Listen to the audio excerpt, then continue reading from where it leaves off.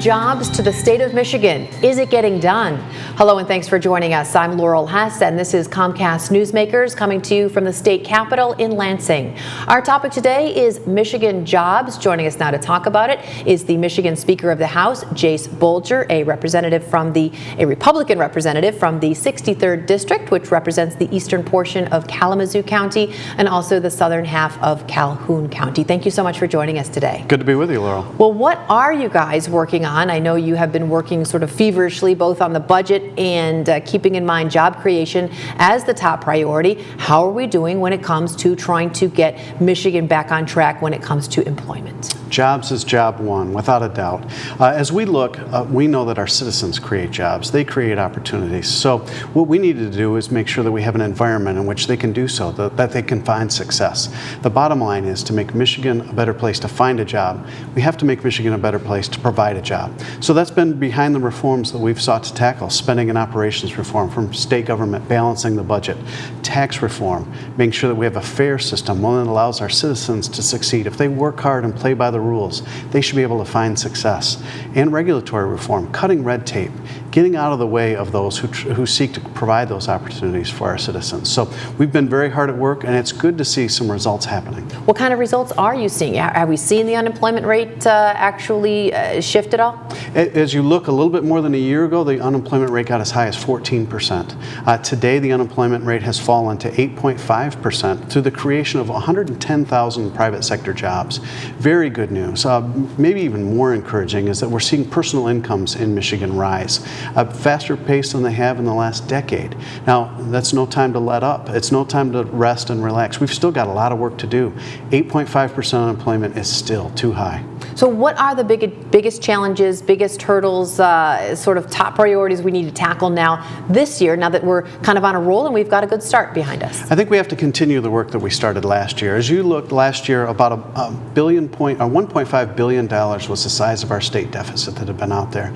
We've balanced that budget and now we're discussing what to do with a $450 million surplus.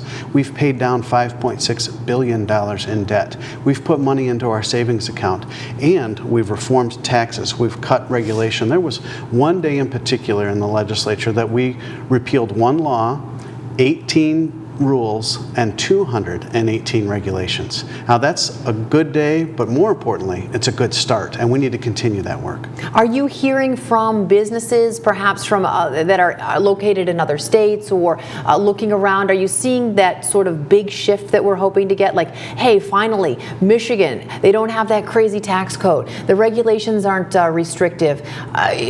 On a large basis, are you seeing folks consider this state as a place to do business? We are seeing that interest. We're seeing Newsweek magazine rate Michigan as the number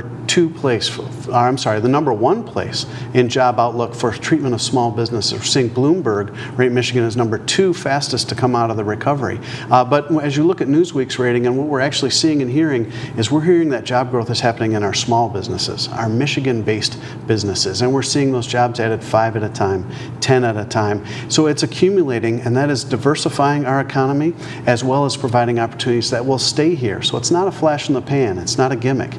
It's that sustained growth that we want to see to be sure that our citizens can realize those opportunities. And we talked a little bit about budget and that deadline's coming up, and I know you guys are going to meet it this year, and it's kind of nice. It has to be kind of nice, not trying to figure out what to do with a huge deficit, but being able to work with what are we going to do with a little bit of an extra surplus. We have to make sure that we remember that every dollar we spend is not the state's dollar, it's our taxpayer dollar. They worked hard to earn that money first. So we have to be sure that we're making government more efficient. That has been much of what we've been doing. Making sure that we rein in our own expenses, make sure that we put caps on government employee health care, make sure that we reform our welfare system. So we have a term limit on welfare, 4 years, making sure that lottery winners cannot collect food stamps. Things that were happening in Michigan that I think were abusing taxpayer dollars. We have to continue that work, make sure that we get it done, and make sure that we deliver results. All right. Thank you so much for joining us today. Thank you. Today's Comcast Newsmaker was Michigan Speaker of the House, Jase Bolger.